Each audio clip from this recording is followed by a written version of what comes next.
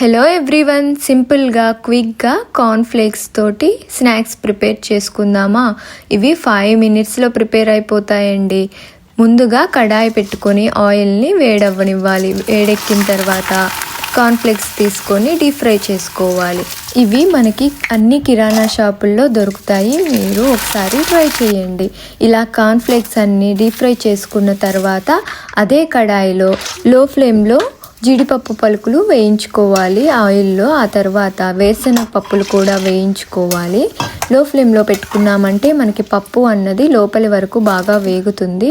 ఆ తర్వాత కరివేపాకు కూడా వేయించుకొని టేస్ట్కు తగ్గట్టుగా సాల్ట్, 1 టీ స్పూన్ వరకు కారం, 1/2 టీ స్పూన్ ధనియాల పొడి, 1/4 టీ స్పూన్ వరకు జీలకర్ర పొడి యాడ్ చేసుకొని కార్న్ఫ్లేక్స్ విరిగిపోకుండా మసాలాలన్నీ బాగా పట్టేలాగా టాస్ చేసుకుంటూ కలుపుకోవాలి. అంతే అండి, సింపుల్ అండ్ క్విక్గా మనకి స్నాక్స్ రెడీ అయిపోయాయి. మీరు కూడా ఒకసారి ట్రై చేయండి. 1 వీక్ వరకు మనం స్టోర్ చేసుకోవచ్చు. మీకు ఈ వీడియో నచ్చినట్లయితే లైక్ చేయండి. Thanks for watching.